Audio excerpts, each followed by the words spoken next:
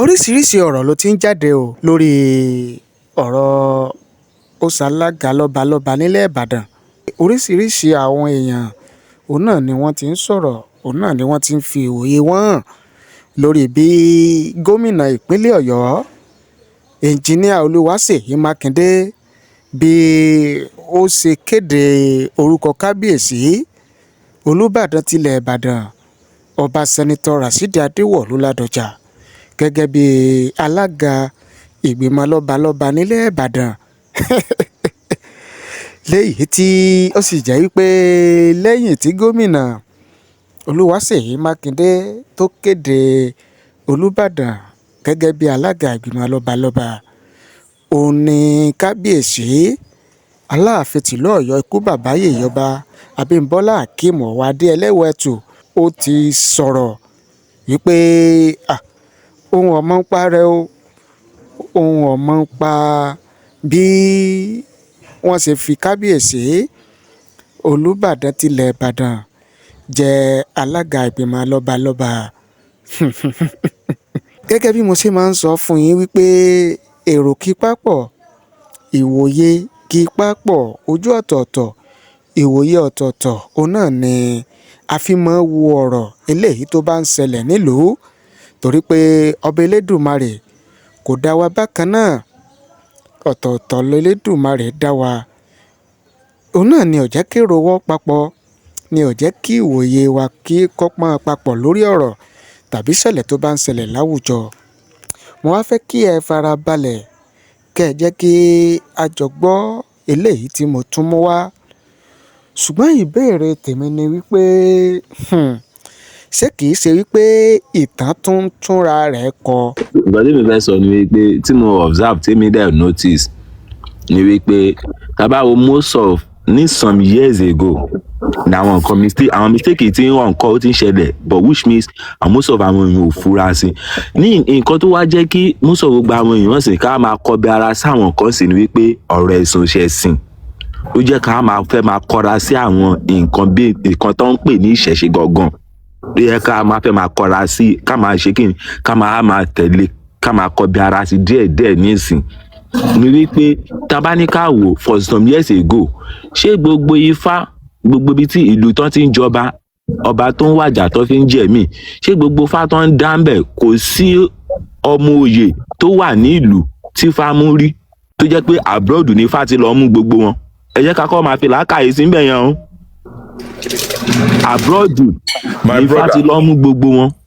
Tẹ́ bá ti sọ̀rọ̀ yín tán máa fún yín ní response fún yẹn ṣẹgbọ́n. ok mo ń bọ̀ sá so kí nìyẹn ó wá rí bẹ́ẹ̀ nìyẹn ó wá dé nìyẹn tó yẹ pé lóòótọ́ ní ifá ló yàn wọ́n ní ifá dẹ̀ mú wọn náà dé nìyẹn at least there must be rule and regulation tó yẹ pé wọ́n gbọ́dọ̀ tẹ̀lé ṣe bẹ́ẹ̀ gbọ́ apart of yẹn náà àwọn ọba kan wà tó yẹ pé wọ́n fẹ́ jọba but at the same time wọ́n fẹ́ ṣèṣẹ̀ṣe wọ́n dẹ̀ fẹ́ dépò wọ́n máa sọ pé gbogbo ẹ̀ superstition ni àwọn kan wà dáadáa ìtò èmi gan òkè òun ni bẹ́ẹ̀ bí ti Ràṣídì àbí kí ló ń jẹ́ yẹn jọba nìyẹn tó ń gbé adé òun gbé adé lórí ṣe ẹ síbi tóbìnrin ti dádé rí adé orí ọba kí ẹ máa gbé lóbìnrin lórí tó níyàwó ọba ni ìyẹn lọ bẹ́ẹ̀ ṣe wá ti rí títí bàbá tó dífá yẹn Madam Queen irọ́ according to bí brother mi ṣe sọ lẹ́ẹ̀kan ni pé wọ́n gbọ́ búburú lẹ́nu abọ́ rẹ̀ o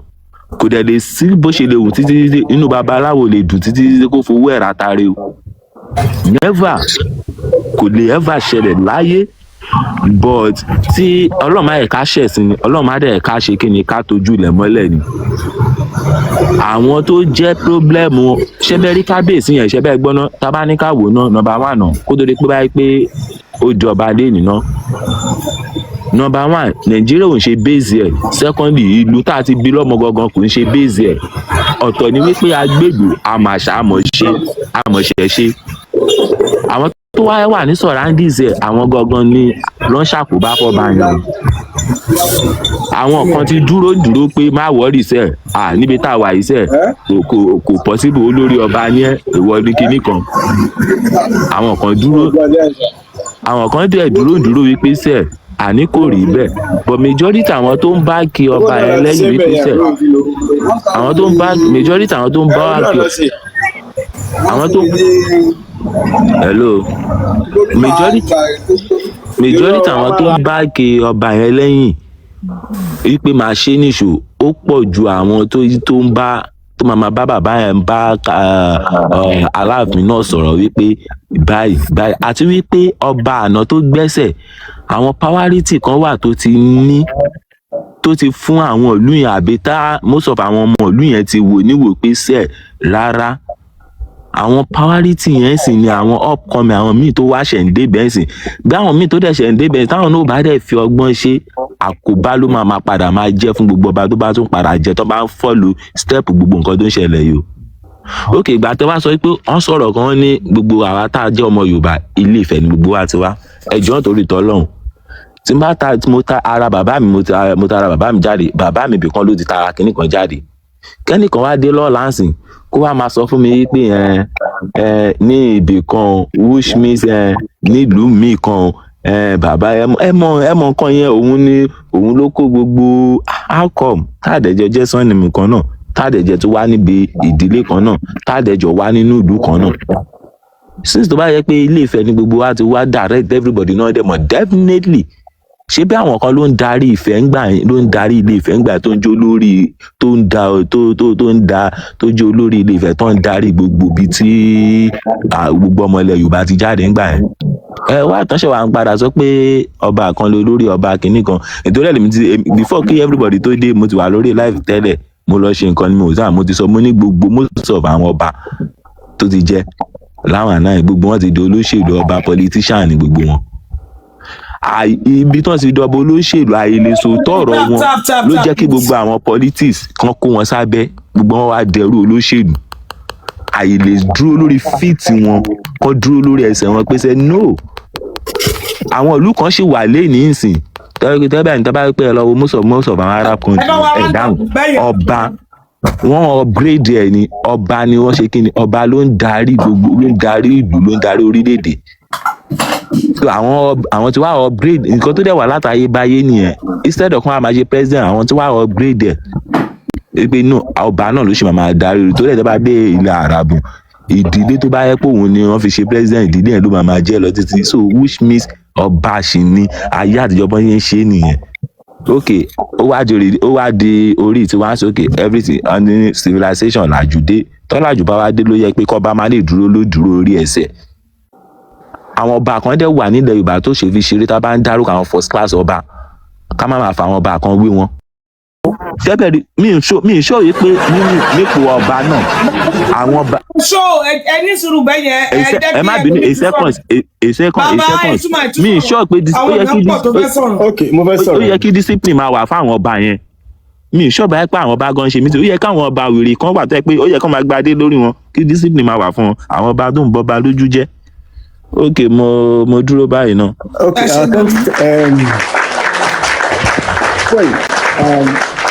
thanks for the opportunity. And one thing I want everybody to know is that Baba Wande Abimbola, he has got nothing to prove. Cherry, he has been in that practice for more than 40 or 50 something years. So now, one by your washeni, ukibanya shi. Okay, it's like okay, what's up with one wadebe? Iwon wadebe. But ìwà tó wà nú ẹni yẹn ló máa determine nǹkan tẹ́ni ẹ fẹ́ ṣe. Moreover onímọ̀ sọ pé nìyẹn kò tún parí nǹkan tí ẹ kó ṣe yìí. So those are the things that will be working against the thing. But the only thing I want people to know is that even in civilized world, you can't handshake someone by sitting down. You have to stand up and greet. That is ethics. Àwọn tó ní handshake àwọn òyìnbó tó fún wa tá a gbà lọ́wọ́ wọn, you can never, kò bá jẹ́ MD ẹ, kò bá jẹ́ anyone, they will stand up and shake you. So those are the ethics. And I want wanting to be clear, you can only cajole respect. You can't force people to respect you. As long as you are doing like you are forcing people to respect you, you are putting people to, people will be dragging you. They'll be dragging you. They'll be dragging, and by so doing, they will now say you have attitude. And if you have attitude, people who want to do with to have anything to do with you. Okay, Nisi, assume mandate. You have to build alliance before you may have your genuine reason for doing what you are doing, but you need alliance first. It's like a case of if you buy a chicken will start with one leg. When you take it home, it will look run. He put his leg down, he walk. That is how it should be done. Not back. You may have a genuine case. How many alliances have you built? How many bridges have you built? How many people will vote for you? Those are the things that need to be taken into consideration. And the people that surround the corridor of that our main discussion, the think tank, they need to sit down and draw their strategy. Their strategy will continue to isolate this man. This is our traditional ruler, our reverence. I'm a prince. The strategy was going to continue to be isolating him. He may be a good guy, he may be a good man, but his approach, and I believe his approach is not down to him alone. There are some people, advisors, because there are video come back on ton lọ síbì kan tí wọ́n wà lẹ́kọ̀ọ́ tí bàbá yẹn fẹ́ jókòó síbì kan tí wọ́n jẹ́ kó jókòó sókè káwọn yẹn fẹ́ mọ tì láyà ó ní ẹjẹ́ ń jókòó síbì tó ń jókòó sí.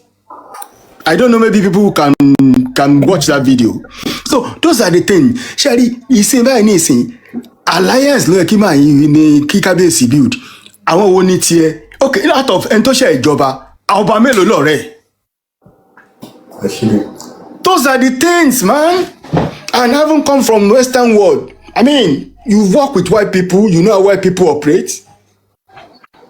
I mean, those should be àwọn kan tó wà níbi kan òkànlẹ̀ wọ́n máa bullshit with idea. You sit down, they give you idea. You sit down, you go through it. Will this work for me or no? You do not put it aside.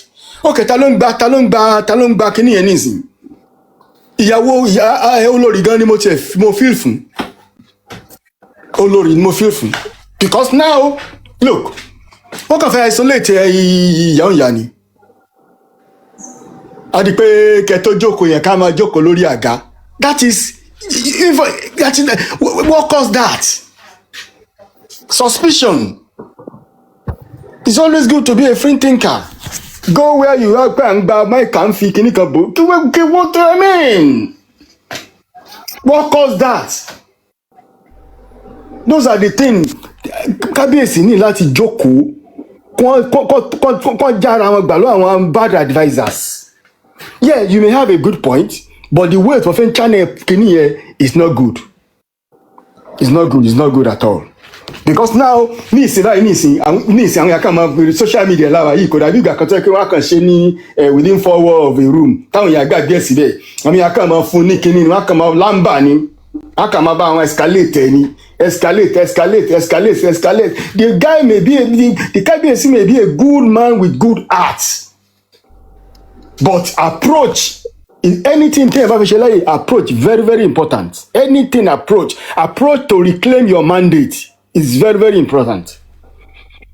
Tinubu ńgbà tó wọ́n àti Buhari jọ ṣetán jọ tatán. Ṣé bó ń wò wọ́n ni? If a fish can keep quiet in the water without getting into trouble, Tinubu keep quiet when Buhari was there. Ká ló sọ̀rọ̀ ni kò lè débẹ̀ o. Torí wọ́n ti gbà sẹ́gbẹ̀ẹ́, but ó gbẹnu dání. Ó gbé ẹnu dání, ẹnu tó gbé dání yẹn ló jẹ́ kó rí kíní yẹn kéwìn báyìí o. Then ní ẹ pé ká sọ pé nǹkan táwọn bàbá Adébánjọ ní kí Tinubu ṣe ń gbà yẹn pé kó lọ sí confab tí wọ́n bá ti ṣe kíní yẹn kí ogun withdraw kò bá fìyà jẹ Western Nigeria ni. But these are people that have sit down, they draw their strategy, they've cross-examined it, they've examined it, they sit down, they think tank, they look through it before they now launch their strategy. They work. So Kábíyèsí ní láti go back to the drawing board. Wọ́n lè draw strategy, wọ́n make peace. Then wọ́n dẹ̀ jókòó, kí ni nǹkan mi ni? Báwo la ṣe fẹ́ ṣe? I mean, kò sí ìjà tí mo kí round table náà ti ń parí war now. So those are the little things tí mo kàn lè sọ. Baba Wande Adébọ́lá has got nothing to prove. He has got nothing. Baba Waniwo is internationally recognized. Ẹ jẹ́ kí n dé iléeṣẹ́ Ideas Enterprise, iléeṣẹ́ tí wọ́n lórúkọ rere, iléeṣẹ́ tí wọ́n gbọ̀rẹ̀kẹ̀jigẹ̀, iléeṣẹ́ tí wọ́n nírìírí àti òye nípa bá a ṣe bá ní fi orúkọ iléeṣẹ́ sílẹ̀ pẹ̀lú àjọ Corporate Affairs Commission CAC. Bóyá ẹ̀yin fẹ́ fi orúkọ iléeṣẹ́ yín sílẹ̀, ìyẹn business name, àbí ẹ fẹ́ upgrade business name yín sí liability company, wọ́n ń ṣe nílé iṣẹ́ Ideas Enterprise. Bóyá ẹ̀yin dẹ̀ fẹ́ gba certificate TIN, ìyẹn tax identification number certificate, ẹ fẹ́ gbà á, iṣẹ́ wọn ni nílé iṣẹ́ Ideas Enterprise. Bákan náà, bóyá àjọ tàbí association kan lẹ́yìn ní tí ẹ wá fẹ́ fi orúkọ sílẹ̀ lọ́dọ̀ àjọ Corporate Affairs Commission CAC, kẹ́ lè láǹfààní sí àwọn owó ìrànwọ́ tí ìjọba àpapọ̀ tí wọ́n ń fún àwọn onílé iṣẹ́ àti àwọn ẹgbẹ́jẹgbẹ́ tí wọ́n bá ti forúkọ sílẹ̀. Ẹ bá ilé iṣẹ́ Ideas Enterprise, ẹ bá wọn sọ̀rọ̀. Mo sì mọ̀ wípé ayọ̀ ni yóò padà já sí, torí pé ọ̀pọ̀lọpọ̀ àwọn tí wọ́n ti ń bá wọn dòwò pọ̀ tí wọ́n ń gbéṣẹ́ fún wọn ò ní wọ́n kan sára tí wọ́n sì ń dúpẹ́ nígbẹ̀yìn. Ìdí abájọ ni pé wọn kì í fi iṣẹ́ wọn falẹ̀. Àsìkò péréte òun náà ni ohun tí wọ́n bá yín ṣe òní yóò jáde. Bóyá ìforúkọsílẹ̀ ilé iṣẹ́ ni àbí ti NGO, ìyẹn non-governmental organization, tàbí ẹ̀yin fẹ́ ṣe NIN modification, wọ́n ń ṣe nílé iṣẹ́ Ideas Enterprise. Bákan náà, bóyá ẹ̀yin fẹ́ máa gbé ọjà local goods, ẹ fẹ́ máa gbé lọ sí orílẹ̀-èdè míì, ẹ wá ń wá ọ̀nà àbáyọ, ẹ fẹ́ gba ìwé ẹ̀rí tí ẹ fi lè mọ láǹfààní láti máa gbé ọjà lọ sí ilẹ̀ òkèèrè, ìyẹn export license, iléeṣẹ́ Ideas Enterprise wọ́n bá yín ṣe lọ́nà ìrọ̀rùn láì ní fi àsìkò ṣòfò. Bákan náà, iléeṣẹ́ Ideas Enterprise wọ́n bá ní gba international passport ní àárín àsìkò péréte láì ní fi àsìkò ṣòfò tí kò sì ní ná yín ní wàhálà kankan. Nítorí wá jẹ́ kó rọrùn ni wípé kò síbi tẹ́ ẹ̀ ti lè bá wọn dòwò pọ̀. Ìlú wo lẹ̀yin wà, orílẹ̀-èdè wo lẹ̀yin wà, ẹ̀yin ẹ kàn pè wọ́n, kẹ́ ẹ bá wọn sọ̀rọ̀, kẹ́ ẹ ṣàlàyé ohun tẹ́ ẹ bá fẹ́ fún wọn. Mo sì fọwọ́ sọ̀yà wípé ìrọ̀rùn òní yóò bá dé. Ẹ̀rọ ìbánisọ̀rọ̀ wọn ni 09037690638. Ẹ gbọ́ lẹ́ẹ̀kan sí 09037690638. Òun náà ni ẹ̀rọ ìbánisọ̀rọ̀ Ideas Enterprise. Ẹ pè wọ́n lónìí, kẹ́ ẹ bá wọn sọ̀rọ̀. Ideas Enterprise ní ẹ̀kan sí o. Registration ilé iṣẹ́ àti mọ́tò báwo lẹ ṣe fẹ́ sí? Ideas Enterprise àwọn ní bàbá. Ideas Enterprise ilé-iṣẹ́ tó láàmìlaka tó ta kànmọ́lẹ̀ káàkiri àgbáyé. Ideas Enterprise ilé-iṣẹ́ tó mójúlẹ̀jà nípa bá a ṣe bá ní forúkọ ilé-iṣẹ́ ẹni sílẹ̀ pẹ̀lú àjọ Corporate Affairs Commission CAC àti Small and Medium Scale Enterprise láàrin àsìkò péréte bíbánigba tax identification number TIN láì múnira lọ́wọ́. Ilé-iṣẹ́ Ideas Enterprise tó ń bá ní gba ìwé ìrìnnà international passport láàrin àsìkò péréte láìsí làálàá. Gbogbo ohun tó jẹmọ́ online services ni wọ́n ń ṣe lọ́dọ̀ wọn. Ìrírí àti ẹ̀kọ́ tí wọ́n ní níṣẹ́ wọn fi rọrùn gbà. Gbogbo àwọn tí wọ́n bá wọn dòwò pọ̀ ni wọ́n ń kan sára. Nítorí owó wọn ò gara, wọn kì í fi àsìkò ṣòfò. Ìrọ̀rùn níṣẹ́ wọn. Nílé-iṣẹ́ Ideas Enterprise gbogbo bilọ́jà wọn dé lórí ẹ̀rọ ayélujára Facebook Ideas Enterprise, TikTok Ideas Enterprise, Instagram Ideas Enterprise. Ẹ tún lè bá wọn sọ̀rọ̀ lójú òpó WhatsApp 0903-769-0638 lẹ́ẹ̀kan sí 0903-769-0638. Ideas Enterprise iṣẹ́ wọn fi ní lọ́kàn balẹ̀.